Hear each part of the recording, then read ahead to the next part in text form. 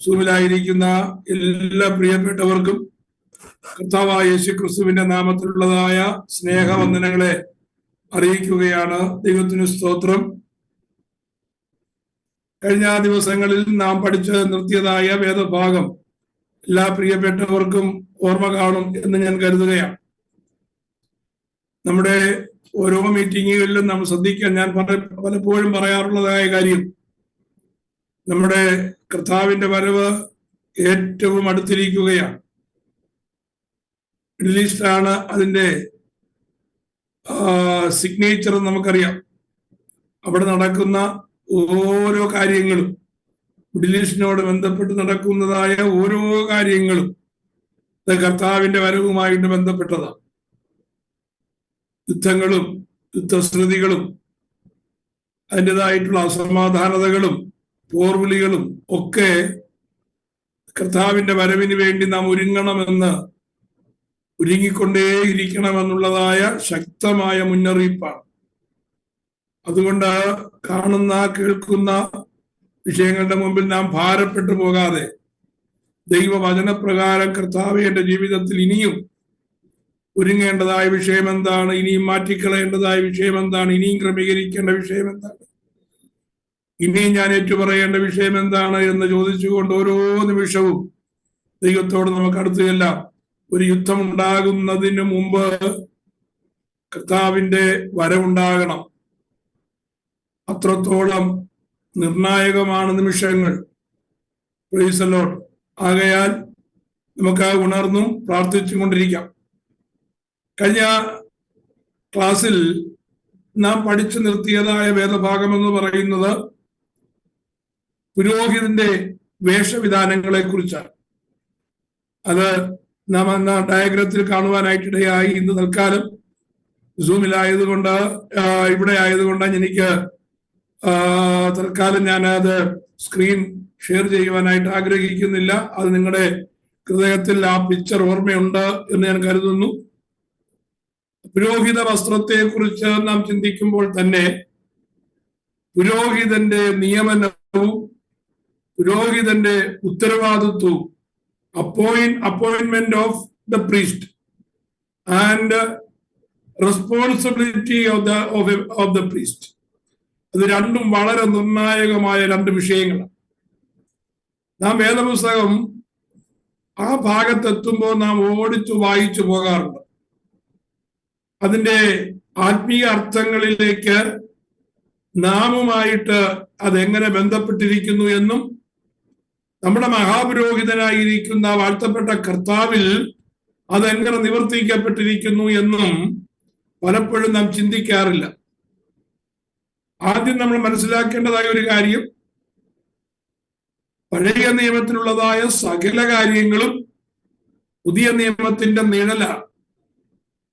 അത് യാഥാർത്ഥ്യമായി വരുന്നത് പഴയ നിയമത്തിലെ അക്ഷരികമായി പറഞ്ഞിരിക്കുന്നതായ കാര്യങ്ങൾ ആത്മീക ഭാഷയിലും നമ്മുടെ ആത്മീക ജീവിതത്തിലും അത് അക്ഷരികമായി തന്നെ അത് സംഭവിപ്പാനിടയായിട്ട് തീരും. അപ്പൊ രണ്ടും കൂടെ തമ്മിലുള്ളതായ ബന്ധം നാം വളരെ ആഴമായി മനസ്സിലാക്കേണ്ടതാണ്.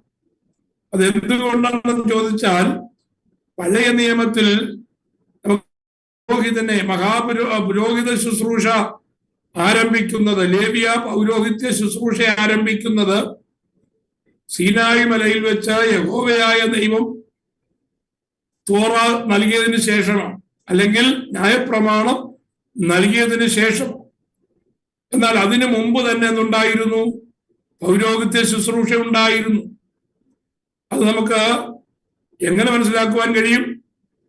അത് പഴയ നിയമത്തിൽ ഉൽപ്പത്തി പുസ്തകത്തിലും അതുപോലെ തന്നെ എബ്രായ ലേഖനത്തിലും നമുക്ക് കണക്ട് ചെയ്ത് പഠിക്കുമ്പോൾ മനസ്സിലാക്കുവാൻ കഴിയും. പുരോഹിത ശുശ്രൂഷ, ലേവ്യ പുരോഹിതനായ അല്ലെങ്കിൽ ഇസ്രയേലിലെ പൗരോഹിത്യ ശുശ്രൂഷ ഏൽപ്പിക്കപ്പെട്ടതായ ലേവ്യ പൗരോഹിത്യം മുതൽ അല്ല പൗരോഹിത്യ ശുശ്രൂഷ ആരംഭിക്കുന്നത്. ഉൽപ്പത്തി പുസ്തകത്തിൽ നാം വായിക്കുന്ന 14-ാം അധ്യായത്തിൽ ആദ്യം ദൈവത്തിന്റെ പുരോഹിതനെ നാം കാണുകയാണ്. അതാരാണ്? ശാലേം രാജാവായ മെൽക്കിസദേക്ക് യുദ്ധം കഴിഞ്ഞു വരുന്നതായ അബ്രഹാമിനെ എതിരേറ്റ് ചെല്ലുകയാണ്. അബ്രഹാം ആ മെൽക്കിസദേക്കിനെ നമസ്കരിച്ച അനന്തരം തനിക്കുള്ളതിൽ നിന്ന് സകലത്തിലും ദശാംശം മെൽക്കിസദേക്കിന് നൽകുവാനിടയായി. ദൈവത്തിന്റെ പുരോഹിതനും ശാലേം രാജാവുമായ മെൽക്കിസദേക്ക് എന്നാണ് നമ്മെ അവിടെ മെൽക്കിസദേക്കിന് നമുക്ക് പരിചയപ്പെടുത്തി തരുന്നത്. മെൽക്കിസദേക്ക് അബ്രഹാമിനോട് പറഞ്ഞില്ല, അബ്രഹാമേ, നിന്റെ ദശാംശം വാങ്ങിക്കത്തക്ക രീതിയിൽ നിന്നേക്കാൾ ചെറിയവനാണെന്നല്ല അബ്രഹാമിനോട് മെൽക്കിസദേക്ക് പറഞ്ഞത്. ദശാംശം തനിക്ക് അർഹതപ്പെട്ടതാണെന്നുള്ളതായ നിലയിൽ അബ്രഹാം കൊടുത്തതായ ദശാംശം മുഴുവനും മെൽക്കിസദേക്ക് വാങ്ങുക മാത്രമല്ല, മെൽക്കിസദേക്ക് എന്ത് ചെയ്തു? അബ്രഹാമിനെ നിറഞ്ഞനുഗ്രഹിപ്പാനിടയായി. ഇബ്രാഹിം നാം വരുമ്പോൾ വലിയവൻ ചെറിയവനെ അനുഗ്രഹിക്കുന്നു. ചെറിയവൻ വലിയവനെ അല്ല അനുഗ്രഹിക്കുന്നത്, വലിയവൻ ചെറിയവനെ അനുഗ്രഹിക്കുകയാണ്. അതാണ് പ്രമാണം. അപ്പൊ വലിയവൻ ചെറിയവനെ അനുഗ്രഹിക്കുന്ന പ്രമാണം നിൽക്കുമ്പോൾ അബ്രഹാമിനെ മെൽക്കിസദേക്ക് അനുഗ്രഹിക്കുമ്പോൾ മെൽക്കിസദേക്ക് ആരാണ്? മെൽക്കിസദേക്ക് അബ്രഹാമിനേക്കാൾ വലിയവനാണ്. അപ്പൊ വലിയവനായ മെൽക്കിസദേക്ക് അബ്രഹാമിനെ അനുഗ്രഹിക്കുന്നത് അത് വചനപ്രകാരം അത് നമുക്ക് മനസ്സിലാക്കുവാനായിട്ട് കഴിയും. ആ മെൽക്കിസദേക്കിന്റെ പൗരോഹിത്യം പിന്നത്തേതിൽ നമുക്ക് കണ്ടിന്യൂസ് ആയിട്ട് കാണുവാൻ കഴിയുന്നില്ല. ദൈവം തിരഞ്ഞെടുത്തതായ തന്റെ ജനമായ ഇസ്രായേലിന് ദൈവവുമായിട്ട് അടുപ്പിക്കുവാൻ, ദൈവവുമായിട്ട് ബന്ധപ്പെടുത്തുവാൻ ദൈവം ലേവ്യ പൗരോഹിത്യം അവിടെ സ്ഥാപിക്കുവാനായിട്ടിടയായി. അതുമുതൽ പുതിയ നിയമത്തിലേക്ക് വരുമ്പോ നമ്മുടെ വാഴ്ത്തപ്പെട്ട കർത്താവ് പൗരോഹിത്യ ശുശ്രൂഷ ഏറ്റെടുക്കുന്നത് വരെ ഏതാണ്ട് 1500 വർഷം ലേവ്യ പൗരോഹിത്യം അതുപോലെ നിലനിൽക്കുവാനിടയായി. ആ ലേവ്യ പൗരോഹിത്യത്തിന് അവസാനം വന്നത് കയ്യഫാവ് തന്റെ പൗരോഹിത്യം ഉപേക്ഷിക്കുന്നതോട് അല്ലെങ്കിൽ ക്യാൻസൽ ചെയ്യുന്നതോടൊപ്പം ആ ലേവ്യ പൗരോഹിത്യം അവസാനിക്കുവാനിടയായി. ലേവ്യ പൗരോഹിത്യം അവസാനിച്ച ഇടത്ത് കർത്താവായ യേശുക്രിസ്തു നമ്മുടെ മഹാപുരോഹിതനായി സ്ഥാനമേറ്റു. അതേത് പ്രകാരമാണ്? നമ്മള് എബ്രായലേഖനത്തിൽ വായിക്കുന്നു, മെൽക്കിസദേക്കിന്റെ ക്രമപ്രകാരം പുരോഹിതനായി തീർന്ന കർത്താവ്. അപ്പോ ഒരിക്കൽ മുറിഞ്ഞു പോയതായ മെൽക്കിസദേക്കിന്റെ പൗരോഹിത്യം നമ്മുടെ കർത്താവിൽ കൂടെ ആവർത്തിക്കുവാൻ അല്ലെങ്കിൽ പുനരാരംഭിക്കുവാനിടയായി. പക്ഷേ ആ പൗരോഹിത്യം കർത്താവിൽ അവസാനിക്കുന്നില്ല. കർത്താവ് എന്ത് ചെയ്തു? തന്റെ ശുശ്രൂഷ അപ്പോസ്തലന്മാരിലേക്ക് കൈമാറ്റം ചെയ്യുകയാണ്.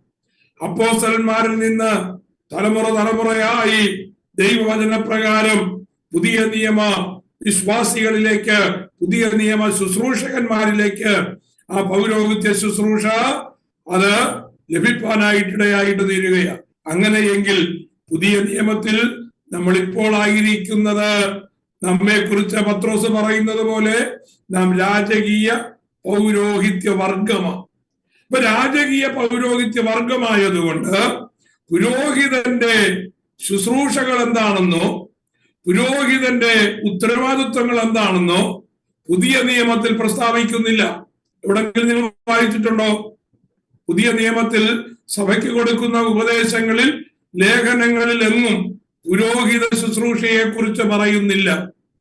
പകരം കർത്താവിനാൽ പ്രാപിച്ചതായ ശുശ്രൂഷ ഏറ്റെടുത്തതായ ശുശ്രൂഷകന്മാരുടെ യോഗ്യതകളും അവർ എങ്ങനെയാണ് ശുശ്രൂഷിക്കേണ്ടതെന്നും വളരെ വ്യക്തമായി പറഞ്ഞിരിക്കുകയാണ്. ലേഖനങ്ങളിൽ പൗലോസ് അത് വളരെ വ്യക്തമായി നമ്മെ പഠിപ്പിക്കുന്നു. പുതിയ നിയമ ശുശ്രൂഷകൻ എങ്ങനെയായിരിക്കണം, പുതിയ നിയമ ശുശ്രൂഷ എങ്ങനെയായിരിക്കണം, പുതിയ നിയമ ശുശ്രൂഷകന്റെ വേഷവിധാനങ്ങൾ എങ്ങനെയായിരിക്കണം, പുതിയ നിയമ ശുശ്രൂഷകന്റെ ഉത്തരവാദിത്വം എങ്ങനെയായിരിക്കണം, പുതിയ നിയമ ശുശ്രൂഷകന്റെ ജീവിത നിലവാരവും ജീവിത വിശുദ്ധിയും എങ്ങനെയായിരിക്കണമെന്ന് പൗലോസ് തന്റെ ലേഖനങ്ങളിൽ കൂടി നമ്മെ വിശദമായി പഠിപ്പിക്കുന്നു. അപ്പോ കർത്താവിങ്കൽ നിന്ന് പ്രാപിച്ചതായ ശുശ്രൂഷ എന്ത് ശുശ്രൂഷയാണ്? പുതിയ നിയമത്തിൽ നാം രാജകീയ പുരോഹിതന്മാരായിരിക്കുന്നത് കൊണ്ട് നമ്മിൽ ഒരു പുരോഹിത ശുശ്രൂഷയുണ്ട്. അങ്ങനെയെങ്കിൽ അക്ഷരീകമായി പൗരോഹിത്യ ശുശ്രൂഷ നൽകിയപ്പോൾ യഹോവയായ ദൈവം പുരോഹിതന് നൽകിയതായ പ്രമാണത്തെ കുറിച്ച് നാം മനസ്സിലാക്കിയേ മതിയാകുകയുള്ളൂ. പഴയ നിയമത്തെ വിട്ട് നമുക്ക് പുതിയ നിയമം പഠിക്കുവാനായിട്ട് കഴിയത്തില്ല. അതുകൊണ്ടാണ് പൗരോഹിത്യത്തെ കുറിച്ച്, ലേവ്യ പൗരോഹിത്യത്തെ കുറിച്ചും അഹരോന്യ ശുശ്രൂഷയെ കുറിച്ചും ന്യായപ്രമാണ പ്രകാരമുള്ളതായ പുരോഹിത ധർമ്മങ്ങളെ കുറിച്ചും നാം പഠിക്കേണ്ടതിന്റെ ആവശ്യം. അതിന്റെ ഒരു ഇൻട്രൊഡക്ഷൻ എന്നുള്ളതായ നിലയിലാണ് നാം കഴിഞ്ഞ അധ്യായത്തിൽ പുരോഹിതന്റെ വേഷവിധാനങ്ങൾ എങ്ങനെയായിരിക്കണം എന്നുള്ളതിനെ കുറിച്ച് ഒന്ന് ഓടിച്ചു വായിക്കാനായിട്ടിടയായി. വളരെ ശീഘ്രഗതിയിലാണ് നമ്മളത് വായിച്ചു വിട്ടത്. ഞാനത് മനഃപൂർവ്വം എക്സ്പ്ലെയിൻ ചെയ്യാതിരുന്നതിന്റെ കാരണമെന്ന് പറയുന്നത്, നാം ഇനിയും പഠിക്കുവാൻ പോകുന്നതായ ലേവ്യ പുസ്തകം വളരെ ആഴമായ പുസ്തകമാണ്. അത് നമുക്ക് ഡീറ്റെയിൽ ആയിട്ട് പഠിക്കുവാനുള്ളതായ സമയം എടുക്കില്ല. അതിനകത്തു നിന്ന് ഏതാനും ചില ടോപ്പിക്കുകൾ മാത്രം പുതിയ നിയമ ചർച്ചുമായി, പുതിയ നിയമ ശുശ്രൂഷയുമായി, പുതിയ നിയമ ജീവിത രീതിയുമായിട്ട് ബന്ധപ്പെട്ട വളരെ പ്രധാനപ്പെട്ടതായ ചില ടോപ്പിക്കുകൾ മാത്രമേ ഞാൻ ലേവ്യ പുസ്തകത്തിൽ നിന്ന് എടുക്കുവാനായിട്ട് താല്പര്യപ്പെടുന്നുള്ളൂ. പുറപ്പാട് പുസ്തകം വളരെ പെട്ടെന്ന് ഇനി നമുക്ക് തീർക്കുവാനായിട്ട് കഴിയും. കാരണം ഇതിനകത്ത് നിന്ന് മനസ്സിലാക്കേണ്ടതിന്റെ ഏറ്റവും മെജോറിറ്റി ഭാഗങ്ങൾ നാം മനസ്സിലാക്കി കഴിഞ്ഞു. ഇസ്രായേലിനെ വേർതിരിക്കുന്നതും ഇസ്രായേലിനെ തന്നെ ജനമായി തിരിക്കുന്നതും ഇസ്രായേലിന് വേണ്ടിയുള്ളതായ ദൈവത്തിന്റെ പദ്ധതിയും ഒക്കെ നാം പുറപ്പാട് പുസ്തകത്തിൽ ഇതുവരെ വിശദമായി പഠിച്ചുകൊണ്ടായിരുന്നത്. എന്തുകൊണ്ടാണ് അത്രയും വിഷയങ്ങൾ വിശദമായി നാം പഠിച്ചതെന്ന് ചോദിച്ചാൽ, പുറപ്പാട് പുസ്തകം പുതിയ നിയമസഭയുമായി വളരെ ബന്ധപ്പെട്ട് നിൽക്കുകയാണ്. അതുപോലെ തന്നെയാണ് ലേവ്യ പുസ്തകം. പുറപ്പാട് പുസ്തകത്തിൽ നാം ചിന്തിച്ചു നിർത്തിയത് സമാഗമന കൂടാരത്തിന്റെ പണികളെ കുറിച്ചാണ്. സമാഗമന കൂടാരത്തിന്റെ പണിയും സമാഗമന കൂടാരത്തിനകത്തുള്ളതായ വസ്തുക്കളുടെ നിർമ്മാണ രീതിയും ആ വസ്തുക്കളുടെ ആത്മീക അർത്ഥങ്ങളും ഒക്കെ നാം പഠിക്കുവാനായിട്ടിടയായി. 7 ഉപകരണങ്ങളാണ് സമാഗമന കൂടാരത്തിൽ ഉണ്ടായിരുന്നത് നമുക്കറിയാം. അതിൽ 6 ഉപകരണങ്ങളെ കുറിച്ച് നാം വിശദമായി പഠിച്ചു. ഏതൊക്കെയാണ് ഞാൻ പ്രത്യേകിച്ച് പറയേണ്ട കാര്യമില്ലല്ലോ, നിങ്ങളുടെ ഓർമ്മയിലേക്ക് കൊണ്ടുവരുവാൻ പെട്ടെന്നൊന്ന് പറഞ്ഞു പോകാം. ഇൻസൈഡിൽ നിന്ന് ആരംഭിക്കാം, അതിപരിശുദ്ധ സ്ഥലത്തു നിന്ന് ആരംഭിക്കാം. അവിടെ യഹോവയുടെ നിയമപ്പെട്ടകമുണ്ട്. ആ നിയമപ്പെട്ടകത്തെ മൂടിക്കൊണ്ട് കൃപാസനമുണ്ട്. അത് രണ്ടും അതിപരിശുദ്ധ സ്ഥലത്ത് ഇരിക്കുന്നതായ കാര്യങ്ങളാണ്. അവിടെ നിന്ന് നാം വിശുദ്ധ സ്ഥലത്തേക്ക് ഇറങ്ങി വരുമ്പോ തിരശീലയോട് ചേർന്ന് നടുക്കായിട്ട് സ്വർണം കൊണ്ട് അല്ലെങ്കിൽ തനി തങ്കം കൊണ്ടുണ്ടാക്കിയതായ ഒരു ധൂപപീഠം ഇരിപ്പുണ്ട്. ആ ധൂപപീഠം കഴിഞ്ഞ് നാം അല്പം കൂടെ മുന്നോട്ട് വരുമ്പോ വിശുദ്ധ നിവാസത്തിന്റെ വാതിലിനോട് ചേർന്ന് ഇടത്തും വലത്തുമായി 2 ഉപകരണങ്ങളുണ്ട്. വലത്തുവശത്തിരിക്കുന്നത് കാഴ്ചയപ്പത്തിന്റെ മേശയാണ്. ഇടതുവശത്തിരിക്കുന്നത് 7 കവരങ്ങളുള്ളതായ തങ്കവിളക്കാണ് അല്ലെങ്കിൽ നിലവിളക്കാണ്.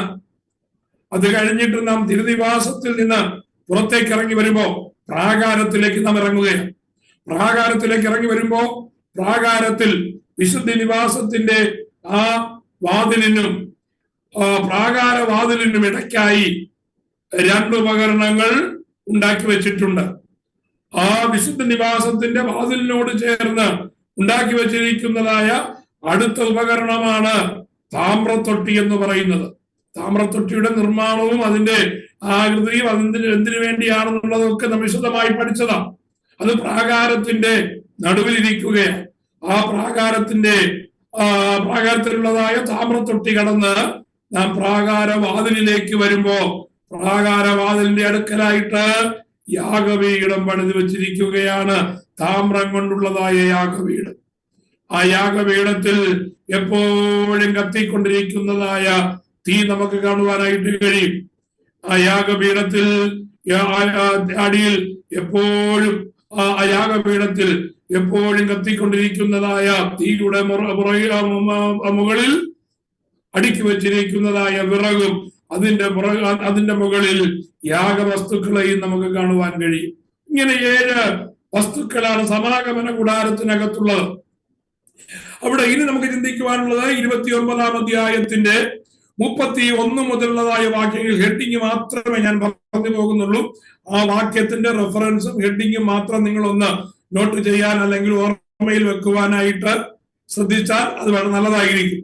29 മുതൽ 29-ാം അധ്യായത്തിന്റെ 31 മുതൽ 37 വരെയുള്ളതായ വാക്യങ്ങളിലേക്ക് വരുമ്പോ അവിടെ യാഗവസ്തു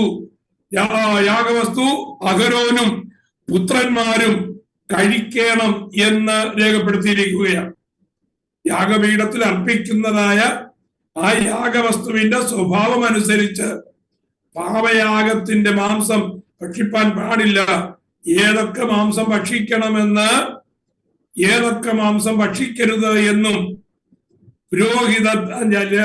അഹരോന്യപുത്രന്മാരായ പുരോഹിതന്മാർക്ക് വ്യക്തമായ കൽപ്പന മോശ മുഖാന്തരം ദൈവം കൊടുത്തിരിക്കുകയാണ്. അപ്പോ ചില യാഗത്തിൽ അർപ്പിക്കപ്പെടുന്നതായ യാഗവസ്തു അതൊരു അംശം യാഗവസ്തുവായിട്ട് അർപ്പിച്ചതിന് ശേഷം ബാക്കിയുള്ളത് അഹരോന്റെ പുത്രന്മാർക്കും ആഹാരമായി കൊടുക്കുന്നു എന്ന് നമുക്ക് ആ 31 മുതൽ 37 വരെയുള്ളതായ വാക്യങ്ങളിൽ നിന്ന് മനസ്സിലാക്കുവാനായിട്ട് കഴിയും. 38 മുതൽ 39 വാക്യങ്ങളിലേക്ക് വരുമ്പോ അവിടെ യാഗപീഠത്തിന്റെ മേൽ അർപ്പിക്കുന്നതായ യാഗങ്ങളുടെ കാര്യങ്ങൾ രേഖപ്പെടുത്തിയിരിക്കുന്നത് കാണും. ആഴ്ചയിൽ ഒരിക്കലോ വർഷത്തിലൊരിക്കലോ അർപ്പിക്കുന്നതായ യാഗമല്ല, ദിനംതോറും യാഗപീഠത്തിന്റെ മേൽ യാഗം അർപ്പിക്കണമെന്നുള്ളതാണ് ദൈവത്തിന്റെ പ്രമാണം. അത് ആ വാക്യം ഇങ്ങനെയാണ്: യാഗപീഠത്തിന്റെ മേൽ അർപ്പിക്കേണ്ടതെന്നാൽ ദിവസം തോറും നിരന്തരം 1 വയസ്സ് പ്രായമുള്ള 2 ആട്ടിൻകുട്ടി, 1 ആട്ടിൻകുട്ടിയെ രാവിലെ അർപ്പിക്കണം, മറ്റേ ആട്ടിൻകുട്ടിയെ വൈകുന്നേരത്ത് അർപ്പിക്കണം. പ്രഭാതയാഗമുണ്ട്, സന്ധ്യായാഗമുണ്ട്. അപ്പോ അത് എല്ലാ ദിവസവും അർപ്പിക്കേണ്ടതാണ്. ആഴ്ചയിൽ ഒരിക്കൽ അർപ്പിക്കേണ്ടതായ കാര്യമല്ല ഇവിടെ പറയുന്നത്. ഓരോ ദിവസവും രാവിലെയും വൈകിട്ടും ഓരോ ആട്ടിൻകുട്ടിയെ വീതം യാഗപീഠത്തിൽ അർപ്പിക്കണമെന്നാണ് ദൈവം പറഞ്ഞിരിക്കുന്നത്. നോക്കൂ, ഒരു ഇസ്രയേല്യൻ അവൻ ദൈവ പൈതലായി തുടരണമെങ്കിൽ ഈ യാഗം പുരോഹിതൻ അർപ്പിച്ചേ മതിയാകും. അങ്ങനെയെങ്കിൽ നാം ദൈവ പൈതലായിരിക്കുമ്പോൾ നമ്മുടെ ജീവിതത്തിൽ നാം എന്ത് ചെയ്യണം? വല്ലപ്പോഴും ഒരിക്കൽ അല്ലെങ്കിൽ ഷിഫ്റ്റ് വെച്ചോ നമ്മുടെ കണക്കനുസരിച്ചോ യാഗമർപ്പിക്കുവാനായിട്ട് പോകരുത്.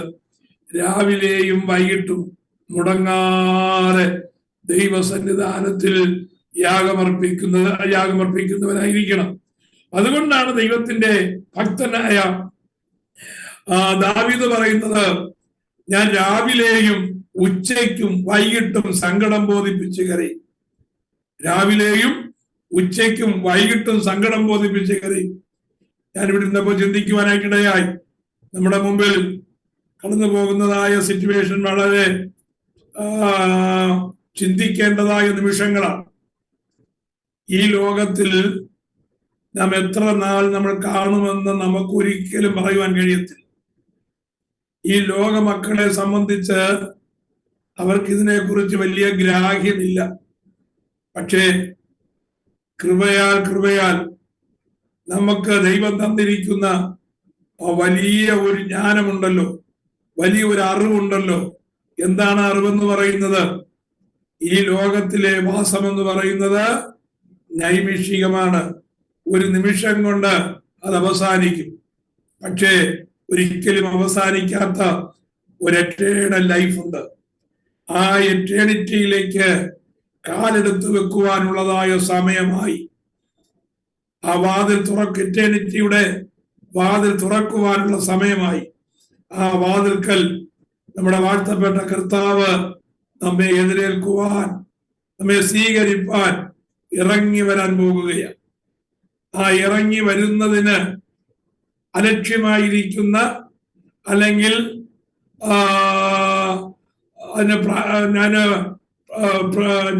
അതിന് ഇമ്പോർട്ടൻസ് കൊടുക്കാതെ, അതിന് പ്രാതിനിധ്യം കൊടുക്കാതെ നമ്മുടെ ദൈനംദിന ജീവിതത്തിൽ മുഴുകി മുന്നോട്ട് പോകുമ്പോൾ പലപ്പോഴും നമ്മുടെ ഒരുക്കം നഷ്ടപ്പെട്ടു പോകുന്നുണ്ട്.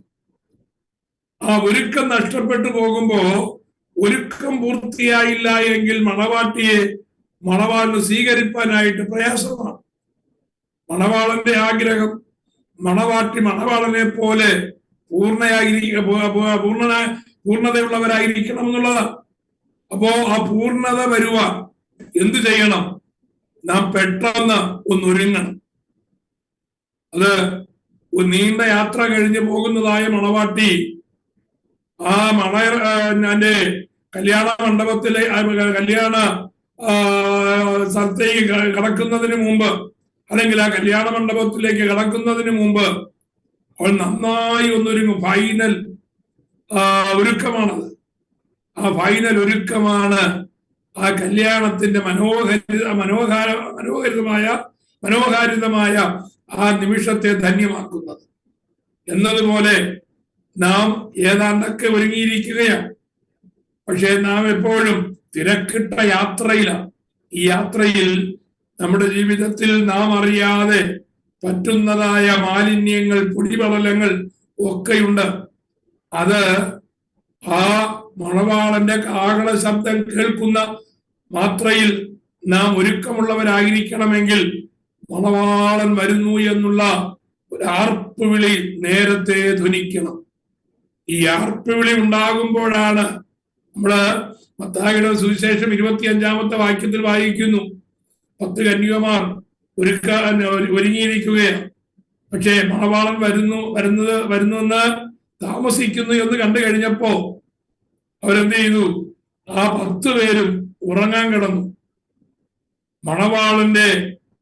അർദ്ധരാത്രിയായപ്പോ മണവാളൻ വരുന്നതിന്റെ ആർപ്പുവിളി ഉണ്ടായി.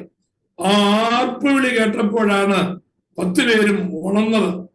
ഉണർന്നപ്പോ അവരാദ്യം ചെയ്തത് അവരുടെ വിളക്ക് കത്തിക്കുകയാണ് ചെയ്തത്. അപ്പോ ആർപ്പുവിളിയെങ്കിൽ വിളക്കൊന്ന് കത്തിക്കണം. ഈ ആർപ്പുവിളി എന്താണ്? കർത്താവ് താൻ ഗംഭീരനാദം കേൾക്കുന്നത് 1 സെക്കൻഡിന്റെ ഫ്രാക്ഷൻ ഓഫ് എ സെക്കൻഡാണ്. അപ്പൊ അതിനു മുമ്പ് ഒരു ആർപ്പുവിളി വേണം. എന്താണ് ഈ ആർപ്പുവിളി? ലോകത്ത് നിന്ന് നാം കേൾക്കുന്ന, ചുറ്റുപാടിൽ നിന്ന് നാം കേൾക്കുന്ന ആ വലിയ ഗംഭീരമായ ശബ്ദങ്ങളാണ് ഈ ആർപ്പുവിളി. ലോക സംഭവങ്ങൾ, ലോകരാഷ്ട്രങ്ങൾ, ലോകത്തിന്റെ ഭരണാധികാരികൾ, നമ്മുടെ ഭരണകൂടങ്ങൾ, നമ്മുടെ ജീവിത സാഹചര്യങ്ങൾ ഒക്കെ നമ്മെ ഒന്ന് ഉണർത്തുകയാണ്. ആ ഉണരുമ്പോ ഈ ലോകത്തിലുള്ളതിന് വേണ്ടി പ്രാധാന്യം കൊടുത്ത് ഇവിടെ ഞാൻ ഇനി എന്ത് ചെയ്യുമെന്ന് ഓർത്ത് ഭാരപ്പെടാനല്ല. കർത്താവെ, അടുത്തത് കേൾക്കുവാൻ പോകുന്നത് അങ്ങയുടെ കാഹളമാണ്. ആ കാഹളത്തിങ്കിൽ ഇനിയും ഞാൻ എങ്ങനെ ഒരുങ്ങണമെന്ന് നമ്മെ വചനപ്രകാരം ഒന്ന് കുടഞ്ഞെഴുന്നേൽക്കേണ്ടതായ സമയമാണ്. ആ സമയമാണ് നമ്മെ നാൾതോറും ധ്വനിപ്പിച്ചുകൊണ്ടിരിക്കുന്നത്. അതുകൊണ്ട് കേൾക്കുന്നതായ വിഷയത്തിന്റെ മുമ്പിൽ നാം ചെയ്യേണ്ടതായ ഒരു കാര്യം, നാം ക്രമീകരിക്കപ്പെട്ട് കർത്താവുമായിട്ട് നിരപ്പ് പ്രാപിക്കേണ്ടിടത്ത് നിരപ്പ് പ്രാപിച്ച് നാം ദൈവവചന പ്രകാരം ഒന്നും കൂടെ ഒന്ന് ഒരുങ്ങി കർത്താവിന്റെ രക്തത്താൽ ഒരു ശുദ്ധീകരണം വീണ്ടും ഏറ്റെടുത്ത് വചനത്താലും ആത്മാവിനാലും ഉള്ളതായ ആ ശുദ്ധീകരണം ഏറ്റെടുത്ത് നമ്മുടെ ശ്രദ്ധ മുഴുവനും കർത്താവിന്റെ വരവിങ്കിലേക്ക് ആക്കി തീർക്കുവാനാണ് കർത്താവിന്റെ വരവിന് മുമ്പ് ഈ സംഭവങ്ങളൊക്കെ പുറപ്പെടുവിക്കുന്നത്. അതുകൊണ്ട് ഇത് നമുക്ക് പ്രയോജനകരമായിട്ട് വേണ്ടിയാണ്. ഇനി ചെയ്യേണ്ടുന്നൊരു കാര്യം എന്ന് പറഞ്ഞു കഴിഞ്ഞാൽ നാം ദിനംതോറും അതിനു വേണ്ടി ഒരുങ്ങണം. ഒരു കാര്യം ഞാൻ ഇവിടുന്ന് ഓർക്കുവാൻ ഇടയായിട്ട് തീർന്നതായ ഒരു കാര്യം, നമ്മുടെ കോവിഡിന്റെ സമയത്ത് ഇതുപോലെ ഒരു പ്രതിസന്ധി നമ്മൾ നേരിട്ടത്. അന്ന് നമ്മളെല്ലാവരും ഉണർന്നിരുന്ന് പ്രാർത്ഥിപ്പാനിടയായി. പ്രഭാതത്തിലെ ഒരു പ്രാർത്ഥന നമുക്കുണ്ടായിരുന്നു. അത് നിങ്ങൾക്ക് ഓർമ്മ കാണുമെന്ന് കരുതുന്നു. വളരെ എല്ലാവരും ഒന്നും പങ്കെടുക്കുവാനായിട്ട് കഴിഞ്ഞില്ല എങ്കിലും അത് പങ്കെടുക്കുന്നവർക്കും അല്ലാത്തവർക്കും ദൈവസഭയ്ക്കുമൊക്കെ ഒരു വലിയ ആത്മശക്തി അതിനകത്തുണ്ടായിരുന്നു. ക്രമേണ നമുക്കത് നഷ്ടപ്പെട്ടു പോകുവാനിടയായി. ഇനി നമുക്ക് ആ വിഷയത്തെ കുറിച്ച് ഒന്ന് ചിന്തിച്ചാൽ നല്ലതായിരുന്നു എന്ന് എനിക്കൊരു അഭിപ്രായമുണ്ട്. പ്രഭാത പ്രാർത്ഥന വീണ്ടും നമുക്ക് സൂമിൽ ആരംഭിച്ചാൽ നല്ലതായിരുന്നു എന്നുള്ള ചിന്ത എനിക്കുണ്ട്. നിങ്ങൾ ആ വിഷയത്തെ കുറിച്ച് ചിന്തിക്കുകയും പ്രൈസ് ദി ലോർഡ് നിങ്ങളുടെ താല്പര്യം അറിയിക്കുകയും ചെയ്താൽ നല്ലതായിരുന്നു. നമുക്ക് മുന്നോട്ട് കടന്നു പോകാം. അടുത്ത വിഷയത്തിലേക്ക് വരുമ്പോ നമ്മളിപ്പോ ചിന്തിച്ചത് 38, 39 വാക്യങ്ങളാണ്. അടുത്ത ഭാഗത്തേക്ക് വരുമ്പോ നമുക്ക് അതിന്റെ 43 മുതലുള്ളതായ വാക്യങ്ങൾ വായിക്കുമ്പോൾ 43 മുതൽ 46 വരെയുള്ളതായ വാക്യങ്ങൾ നിരന്തരം യാഗം കഴിച്ച് രാവിലെയും വൈകിട്ടും ദൈവത്തിന്റെ യാഗപീഠത്തിന്റെ അടുക്കലേക്ക് ചെല്ലുന്നതായ ഒരു ദൈവ പൈതലിനെ സംബന്ധിച്ച് ദൈവത്തിന്റെ സാന്നിധ്യം വാഗ്ദത്തം ചെയ്യുകയാണ്. ദൈവത്തിന്റെ സാന്നിധ്യം വാഗ്ദത്തം ചെയ്യുകയാണ്. അപ്പോ ദൈവത്തിന്റെ വാഗ്ദത്തം എന്ന് പറയുന്നത് എന്താണ്? നോക്കൂ, ദൈവിക സാന്നിധ്യത്തിന്റെ വാഗ്ദത്തം. 43-ാമത്തെ വാക്യം വായിക്കുന്നു, അവിടെ ഞാൻ ഇസ്രായേൽ മക്കൾക്ക് വെളിപ്പെടും, അതെന്റെ തേജസ്സിനാൽ ശുദ്ധീകരിക്കപ്പെടും. ഞാൻ സമാഗമന കൂടാരവും യാഗപീഠവും ശുദ്ധീകരിക്കും. ഞാൻ അഹരോനെയും അവന്റെ പുത്രന്മാരെയും എനിക്ക് പുരോഹിത ശുശ്രൂഷ ചെയ്യേണ്ടതിന് ശുദ്ധീകരിക്കും. സമാഗമന കൂടാരത്തിൽ ദൈവത്തിന്റെ കൽപ്പന പ്രകാരം, ദൈവത്തിന്റെ ആലോചന പ്രകാരമുള്ളതായ കാര്യങ്ങൾ ചെയ്തു കഴിയുമ്പോ യഹോവയായ ദൈവം പറയുകയാണ്, അവിടെ ഞാൻ ഇസ്രായേൽ മക്കൾക്ക് വെളിപ്പെടും. ദൈവത്തിന്റെ സാന്നിധ്യം എപ്പോഴാ വെളിപ്പെടുന്നത് എന്ന് ചോദിച്ചാൽ, ദൈവ ഇഷ്ടപ്രകാരം ദൈവത്തിന് യാഗമർപ്പിച്ചുകൊണ്ട് ആ യാഗപീഠത്തോട് അടുത്തു ചെല്ലുന്നതായ ഒരു ദൈവ പൈതലിന് സമാഗമന കൂടാരത്തിൽ ദൈവ സാന്നിധ്യം വെളിപ്പെടുന്നത് പോലെ നമ്മുടെ വ്യക്തിപരമായ ജീവിതത്തിലും അതുപോലെ കുടുംബ അന്തരീക്ഷത്തിലും ദൈവത്തിന്റെ സാന്നിധ്യം വെളിപ്പെടുവാനിടയായിട്ട് തീരും. 30-ാം അധ്യായത്തിലേക്ക് വരും. ഇനി 10 അധ്യായങ്ങളേ ഉള്ളൂ. വളരെ പെട്ടെന്ന് നമുക്ക് കവർ ചെയ്യാവുന്നതായ അധ്യായങ്ങളാണ്. ദൈവത്തിന് സ്തോത്രം. ആ 30-ാം അധ്യായത്തിലേക്ക് വരുമ്പോ നാം ഇതുവരെ ചിന്തിക്കാത്തതായ അടുത്ത ഭാഗമാണ്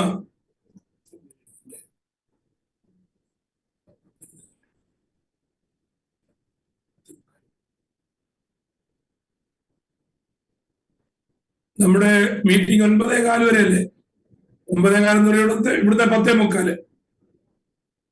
അതെ, 10:45. Price the Lord. 30-ാം അധ്യായത്തിലേക്ക് വരുമ്പോ നാം ഇതുവരെ ചിന്തിക്കാത്തതായ 7-ാമത്തെ ഉപകരണത്തെ കുറിച്ചുള്ളതായ പഠനമാണ് ഈ ധൂപപീഠവും ശുദ്ധീകരണവും. 1 മുതൽ 10 വരെയുള്ളതായ ഭാഗത്ത് നാം വായിക്കുന്നത് സ്വർണ്ണ ധൂപപീഠവും ധൂപവർഗവും വർഷാന്തര പ്രായശ്ചിത്തവും. എങ്ങനെയാണ് സ്വർണ്ണ ധൂപപീഠം ഉണ്ടാക്കേണ്ടതെന്നും ആ സ്വർണ്ണ ധൂപപീഠത്തിൽ അർപ്പിക്കേണ്ടതായ ധൂപവർഗം എങ്ങനെയാണ് ഉണ്ടാക്കേണ്ടതെന്നും ഈ അധ്യായത്തിൽ വിശദമായി പ്രതിപാദിക്കുകയാണ്. അതിനകത്തു നിന്ന് അതിന്റെ അർത്ഥം മാത്രം ഞാൻ പറഞ്ഞു പോകാം. ഈ പ്രാർത്ഥനയുടെ ഈ ധൂപപീഠം എന്ന് പറയുന്നത് ഒരു ദൈവ പൈതലിന്റെ നിരന്തരമായ പ്രാർത്ഥനയെ കുറിക്കുന്നതായ അനുഭവമാണ്. ആ പ്രാർത്ഥനയിൽ അല്ലെങ്കിൽ ആ ധൂപപീഠത്തിൽ അർപ്പിക്കേണ്ടതായ ധൂപവർഗമുണ്ട്. ഈ ധൂപവർഗത്തിന്റെ പ്രത്യേകത വെളിപ്പാട് പുസ്തകത്തിൽ നമുക്ക് വായിപ്പാനായിട്ട് കഴിയും. ആ ധൂപവർഗം എന്ന് പറയുന്നത് സുഗന്ധപൂരിതമായിട്ടുണ്ടാക്കാൻ തീരേണ്ടതിന് വേണ്ടി പ്രത്യേകമായ വസ്തുക്കൾ കൊണ്ട് ഉണ്ടാക്കേണ്ടതായ സുഗന്ധ വർഗമാണ്. ആ സുഗന്ധവർഗം ആ ധൂപപീഠത്തിൽ നിന്ന് പുകയായിട്ട് ഉയരുമ്പോ ആ സുഗന്ധ വാസന ദൈവം സ്വീകരിപ്പാനായിട്ടിടയായിട്ട് തീരും. ദൈവം സ്വീകരിപ്പാനായിട്ടിടയായിട്ട് തീരും. അപ്പോ അത് ദൈവത്തിന് പ്രസാദമുള്ളതാ. വെളിപ്പാട് പുസ്തകത്തിലേക്ക് വരുമ്പോ വിശുദ്ധന്മാരുടെ പ്രാർത്ഥനയാകുന്നതായ ധൂപപീഠത്തെ കുറിച്ച് നമുക്ക് കാണുവാനായിട്ട് കഴിയും. ഇപ്പൊ സമാഗമന കൂടാരത്തിൽ വിശുദ്ധ നിവാസത്തിൽ കടക്കുന്നതിന് മുമ്പ് യാഗപീഠത്തിന്റെ ആ ക്രമീകരണവും കഴിഞ്ഞ് അല്ലെങ്കിൽ യാഗപീഠത്തിലെ യാഗത്തിന്റെ അനുഭവവും കടന്ന് താമ്രത്തൊട്ടിയിലെ ശുദ്ധീകരണവും കടന്ന് നിലവിളക്കിന്റെയും ആ കാഴ്ചയപ്പത്തിന്റെ മേശയുടെ അനുഭവവും കടന്ന് കർത്താവിന്റെ സാന്നിധ്യത്തിലേക്ക് അല്ലെങ്കിൽ അതിപരിശുദ്ധ സ്ഥലത്തേക്ക് എത്തുന്നതിന് മുമ്പ് പ്രാർത്ഥനയാകുന്ന അനുഭവം നമുക്ക് ഉയരങ്ങളിൽ ലഭിക്കാനായിട്ടിടയായിട്ട് തീരും. അപ്പോ നാം ശ്രദ്ധിക്കേണ്ടതായ ഒരു കാര്യം, നമ്മുടെ ജീവിതത്തിൽ എന്ത് ചെയ്യരുത്? പ്രാർത്ഥന കുറഞ്ഞു പോകരുത് എന്നുള്ളതാണ് ആ സ്വർണ്ണ ധൂപപീഠം നമ്മെ ഓർപ്പിക്കുന്നത്. നമുക്കിനി 31-ാമത്തെ അധ്യായത്തിലേക്ക് വരുമ്പോ ഞാൻ ഇനി നമുക്ക് പുറപ്പാട് പുസ്തകം വേഗത്തിൽ ഞാനത് പറഞ്ഞ് അവസാനിപ്പിക്കുവാനായിട്ട് ആഗ്രഹിക്കുകയാണ്. 31-ാമത്തെ അധ്യായത്തിലേക്ക് വരുമ്പോ ഇത്രയും നേരം പറഞ്ഞതായ കാര്യങ്ങൾ നിങ്ങൾ ഉണ്ടാക്കണമെന്ന് പറഞ്ഞുകൊണ്ടിരിക്കുന്നതായ കാര്യമാണ്. പക്ഷേ ഇനിയും വായിക്കുന്നതായ കാര്യം, അത് ആരാണ് ഉണ്ടാക്കേണ്ടത്? ഉണ്ടാക്കണമെന്നുള്ളതായ ആ ഒരു കാര്യം മോശയെ ഏൽപ്പിക്കുക. മോശയ്ക്ക് പ്രമാണം കൊടുക്കുമ്പോ താഴേക്ക് ഇറങ്ങി വന്നിട്ട് മോശയ്ക്ക് ഇഷ്ടമുള്ള, മോശയെ സ്നേഹിക്കുന്ന, അല്ലെങ്കിൽ മോശയുമായിട്ട് അടുത്ത് നിൽക്കുന്ന മോശയുടെ കുടുംബാംഗങ്ങൾക്ക്, അല്ലെങ്കിൽ മോശയോടൊപ്പം ഇത്രയും നാൾ ഉണ്ടായിരുന്ന ആൾക്കാർക്ക് മോശയ്ക്ക് ഇഷ്ടപ്പെട്ട ആളിനെ കൊണ്ട് പണിയിക്കുവാനല്ല ദൈവം അടുത്ത അധ്യായത്തിൽ പറഞ്ഞിരിക്കുന്നത്. എന്താണെന്നറിയാമോ? ദൈവം എന്ത് ചെയ്തു? 2 പേരെ പ്രത്യേകമായി പേർ ചൊല്ലി വിളിപ്പാനായിട്ടിടയായി. അതൊന്ന് ബസലേലും 2 ഒഹലിയാബുമാണ്. ബസലേലും ഒഹലിയാബ്, ഇവരെ കുറിച്ച് നമ്മൾ വായിക്കുന്നത് വളരെ ആഴമായ കാര്യങ്ങൾ അതിനെക്കുറിച്ച് നമുക്ക് പറയാനുണ്ടെങ്കിലും നമുക്ക് ജസ്റ്റ് ഞാനതങ്ങ് പറഞ്ഞു പോകുകയാണ്. ഒഹലിയാബും അല്ലെങ്കിൽ ബസലേലും ഒഹലിയാബും സാധാരണക്കാരാണ്. അവരിതുവരെയും മിസ്രൈമിൽ നിന്ന് പുറപ്പെട്ടത് മോശ മിസ്രൈമിലേക്ക് വരുമ്പോഴോ അല്ലെങ്കിൽ അവര് മിസ്രൈമിൽ പീഡകൾ കൂടി കടന്നു പോകുമ്പോഴോ അവരുടെ യാത്രാവേളയിലോ മരുഭൂമിയുടെ ഇത്രയും ദിവസത്തെ യാത്രയിലോ ഒന്നും പിക്ചറിൽ ആരില്ല. ഒഹലിയാബുമില്ല, ബസലേലുമില്ല.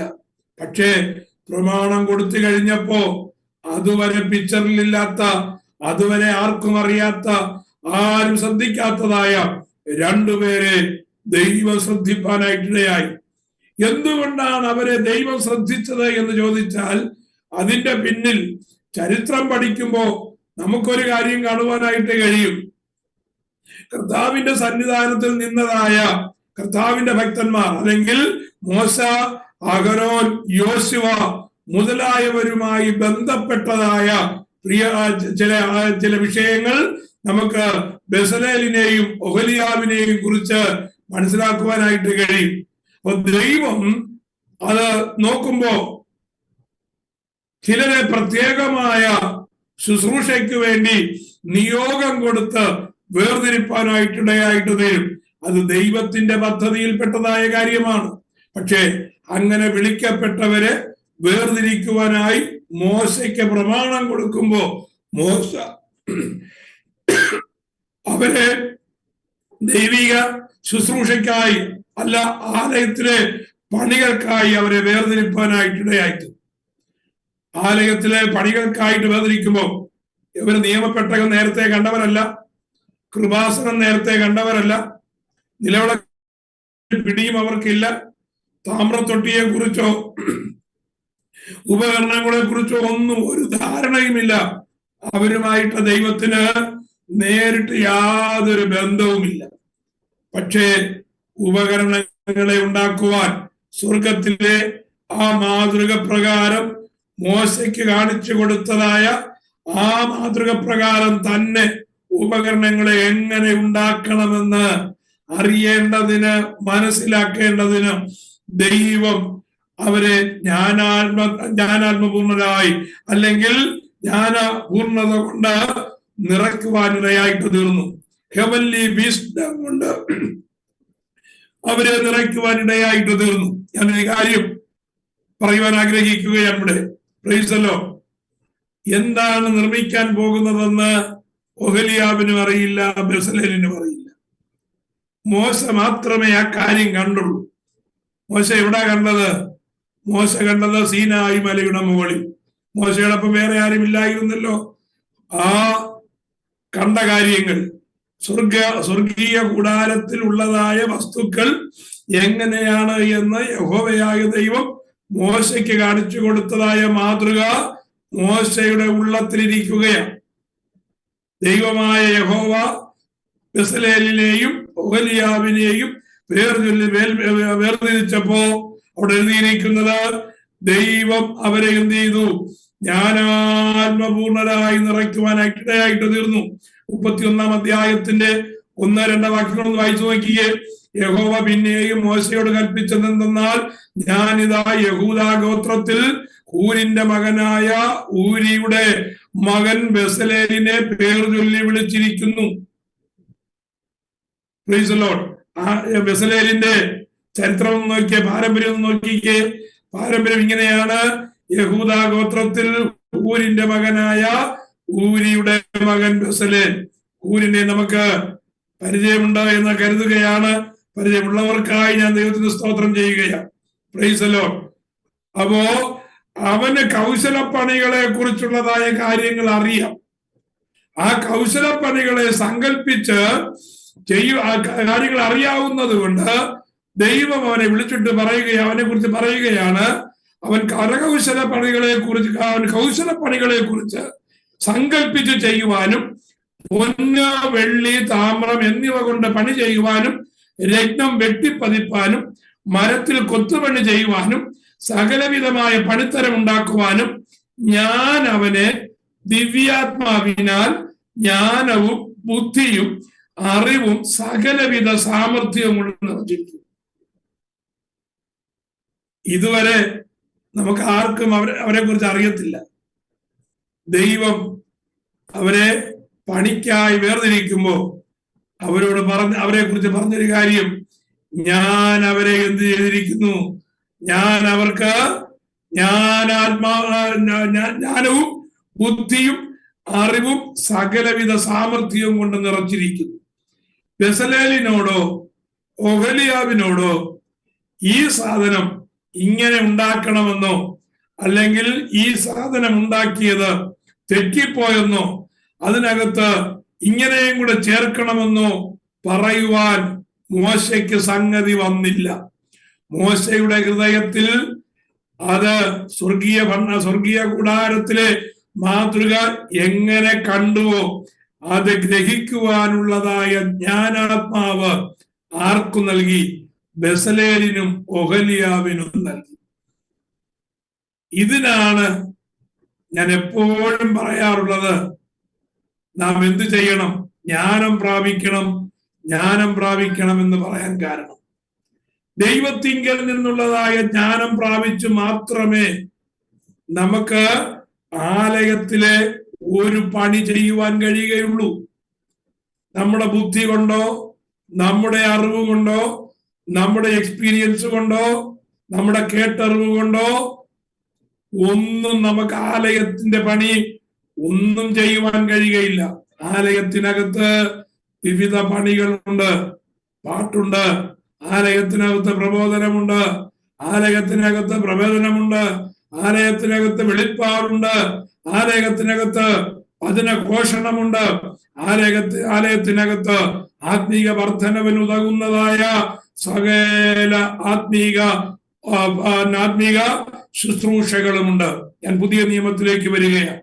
ഈ പുതിയ നിയമ ശുശ്രൂഷകൾ ഒന്നും ഒരിക്കലും കഴിഞ്ഞയാഴ്ച ചെയ്തതിന്റെ തുടർച്ച എന്ന വണ്ണമോ കഴിഞ്ഞ വർഷം പഠിച്ചതിന്റെ ഓർമ്മ വെച്ചുകൊണ്ടോ ഇന്നലെ വായിച്ചതിന്റെ ക്രമീകരണം കൊണ്ടോ നമുക്ക് ആലയത്തിന്റെ പണി ചെയ്യുവാൻ കഴിയത്തില്ല. ബെസലേലിനോട് ചോദിച്ചാൽ ബെസലേൽ പറയും, നിലവിളക്ക് ഉണ്ടാക്കുവാൻ ഞാന് ആ ഒരു താലന്ത് തങ്കക്കട്ടി ഞാൻ തൂക്കിയെടുക്കുമ്പോ എന്റെ ഹൃദയത്തിലേക്ക് ആ സ്വർഗീയ കൂടാരത്തിൽ കത്തിക്കൊണ്ടിരിക്കുന്ന നിലവിളക്കിന്റെ ആ രൂപം എന്റെ ഹൃദയത്തിലേക്ക് ദൈവം ജ്ഞാനം കൊണ്ട് നിറച്ചു. മുമ്പിൽ അതിന്റെ മാതൃക ഇരിക്കുന്നത് പോലെ തന്റെ ഹൃദയത്തിൽ തെളിഞ്ഞ ആ മാതൃക പ്രകാരം ആ നിലവിളക്കിന്റെ ഓരോ തട്ടും ഓരോ മുട്ടും ഓരോ പുഷ്പപുടവും അതിന്റെ നീളവും അതിന്റെ കനവും അതിന്റെ പൈപ്പിന്റെ വ്യാസവും ഡയമീറ്ററും ഒക്കെ അവന്റെ ഹൃദയത്തിൽ അങ്ങനെ തെളിഞ്ഞു വരികയാണ്. ഞാൻ പറഞ്ഞത്, പ്രൈസ് ദി ലോർഡ്, നാം ദൈവ സന്നിധാനത്തിൽ നമ്മുടെ മിടുക്കുകൊണ്ടൊന്നും ചെയ്യേണ്ട കാര്യമില്ല. നമുക്ക് മിടുക്കില്ല. നമുക്ക് ഒരുപക്ഷെ വായിച്ച് ഗ്രഹിപ്പാൻ കഴിയാത്തവരായിരിക്കാം, പറഞ്ഞു ഫലിപ്പിക്കുവാൻ കഴിവില്ലാത്തവരായിരിക്കാം, മനസ്സിലാക്കാൻ കഴിവില്ലാത്തവരായിരിക്കാം. പക്ഷെ ഒരു വാക്ക് നമുക്ക് പ്രാർത്ഥിപ്പാൻ കഴിയും. കർത്താവേ, ആജ്ഞയുടെ ജ്ഞാനം ബെസലേലിന് നൽകിയതുപോലെ, ഒഹൊലിയാബിന് നൽകിയതുപോലെ ആ ജ്ഞാനം എനിക്ക് നൽകണം എന്ന് പറഞ്ഞ് നാം ദിവ്യജ്ഞാനം കർത്താവിനോട് ചോദിച്ചാൽ നാം എന്താണ് പറയാൻ പോകേണ്ടതെന്നും എന്താണ് പറയേണ്ടതെന്നും ആ സമയത്ത് ദൈവം നമ്മുടെ ആത്മാവിനെ നിറയ്ക്കുവാൻ ഇടയാകും. പക്ഷെ ഒരു കാര്യമുണ്ട്, ബെസലേലിനും ഒഹൊലിയാബിനും കൗശലപ്പണികളെ കുറിച്ച് അറിയാമായിരുന്നു. നമുക്ക് ദൈവവചനത്തിൽ ഒരു അറിവ് വേണം. ദൈവവചനം നാം പഠിക്കണം. ദൈവത്തിന്റെ അടുക്കൽ ഇരുന്ന് നാം സമയം ചെലവഴിക്കണം. അങ്ങനെ ചെലവഴിക്കുന്ന ഒരു ദൈവ വൈതലിന് തന്റെ ജ്ഞാനത്തെക്കാൾ തന്റെ കഴിവിനേക്കാൾ ഉപരിയായ ഒരു ദൈവിക അനുഭവത്താൽ നിറയപ്പെടുവാനിടയാകും. പിന്നെ നമ്മൾ വായിക്കുന്നത് 31 അധ്യായത്തിൽ ഒഹൊലിയാബിനെ ആ പേരിൽ വിളിക്കുവാനായിട്ട് ദൈവം കൽപ്പന കൊടുത്തു. എല്ലാ കൽപ്പനയെല്ലാം പൂർത്തീകരിച്ച് 32 അധ്യായത്തിൽ മോശ പർവ്വതത്തിൽ നിന്ന് ഇറങ്ങി വരികയാണ്. ആ പർവ്വതത്തിൽ നിന്ന് ഇറങ്ങി വരുമ്പോ താഴ്വരയിൽ കാളക്കുട്ടിയെ ആരാധിക്കുന്നതായ ആരാധന കണ്ടു. മോശയ്ക്ക് ദേഷ്യം വന്നു, കൽപ്പന എറിഞ്ഞുടച്ചു. യഹോവയുടെ പക്ഷത്തുള്ളവരെ ആഹ്വാനം ചെയ്തു, മാറി നിൽക്കുവാൻ ആഹ്വാനം ചെയ്തു. ലേവ്യ ഗോത്രം മാറി നിന്നു. ഒരു സംഹാരം നടന്നു. ഒടുവിൽ 33 അധ്യായത്തിൽ മോശ വീണ്ടും പർവ്വതത്തിലേക്ക് കയറിപ്പോയി. അതേ കൽപ്പനകളുമായി തിരിച്ചിറങ്ങി വരുവാനായിട്ട് ഇടയായിട്ട് തീർന്നു. Price the Lord, hallelujah. പിന്നെ നമ്മൾ കാണുന്നത് 35 അധ്യായം മുതൽ ഒഹൊലിയാബിന്റെയും ആ ബെസലേലിന്റെ നേതൃത്വത്തിൽ ഓരോ വസ്തുക്കളും പണിയുന്ന പണിയാണ് നമ്മൾ കാണുന്നത്. അവരിങ്ങനെ പണിതു, യഹോവയായ ദൈവം കൽപ്പിച്ചതുപോലെ പണിതു, യഹോവയായ ദൈവം കൽപ്പിച്ചതുപോലെ പണിതു, അങ്ങനെ തന്നെ അവർ ചെയ്തു എന്ന് പറഞ്ഞ് 39 അധ്യായം വരെ അവരുടെ പണികളെ കുറിച്ച് നമുക്ക് വിശദമായി കാണുവാൻ കഴിയും. 40 അധ്യായത്തിലേക്ക് വരുമ്പോ ദൈവത്തിന്റെ കൽപ്പന പ്രകാരം ഉണ്ടാക്കിയതായ സമാഗമന കൂടാരം മോശ നിവർത്തുവാനിടയായി.